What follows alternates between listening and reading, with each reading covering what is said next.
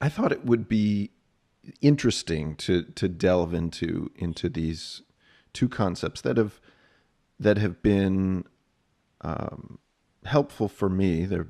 I think they're core ideas in a lot of contemplative traditions. In some way, you find them kind of in some way in the contemplative traditions, and not a lot of people know the terms. I think if you're just getting into yoga practice, and you haven't studied many of the texts, then you might not be introduced to these terms. So I wanted to talk about them and the ideas behind them and the context surrounding them, and see what happens. How does that sound? That sounds good. Okay, cool. So, can you tell me a little bit about, give us an introduction to Purusha and Prakriti? So these are two terms in the Sanskrit language, which can be translated approximately.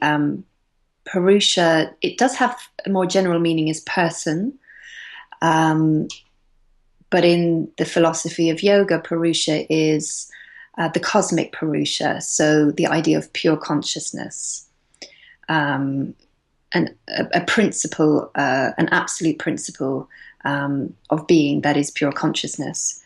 And Prakriti is a complementary term which signifies nature or material reality, the mundane world that we live in. So the world of objects and experiential reality. And these two terms together are what we might call co-fundamental. So together they make up the totality of the experience of reality.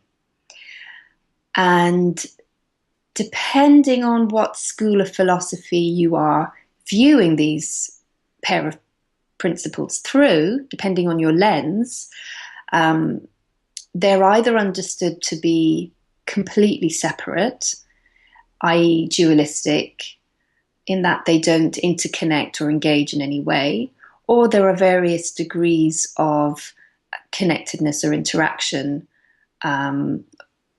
all the way through spectrum of interpretation to philosophies which might view Purusha and Prakriti as being integrally related, connected in some way.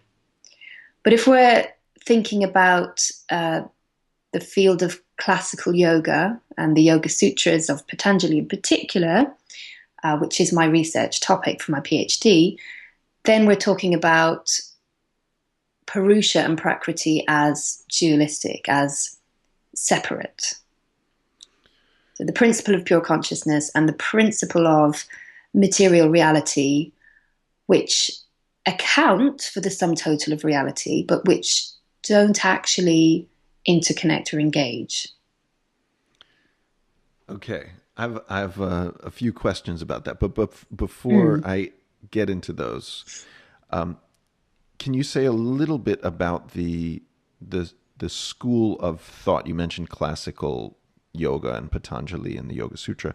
Can you say a little bit about the school of thought that these terms come out of? Yes. Um, so when we look back on what we call classical Indian philosophy, there are traditionally six schools of thought. And one of these is familiar to us. That's the school of yoga philosophy. And this has a hand in glove relationship with another school called Sankhya. And the word Sankhya itself means enumeration, um, contains the idea of counting. And this reflects the fact that Sankhya is really centered around a theory of how the whole cosmos comes into being. And it lays out for us a map which accounts for all the different levels of reality numerically. So according to Sankhya, there are 25 levels or principles or tattvas that make up reality. And 23 of these emanate or come from the principle of Prakriti. So Prakriti, which is gendered as feminine, the principle of materiality, is responsible for generating or emanating the whole material cosmic reality around us. The 25th principle, which stands apart, is Purusha, the pure consciousness, the witnessing consciousness. So this whole idea starts from Samkhya philosophy, which we can trace to the early centuries before the start of the Common Era. So we're talking about a body of thought that is significantly older than the Yoga Sutras. And as scholars have noted over the years, Sankhya philosophy is integral to the Yoga Sutra of Patanjali. It's woven in there. It supports the ideas.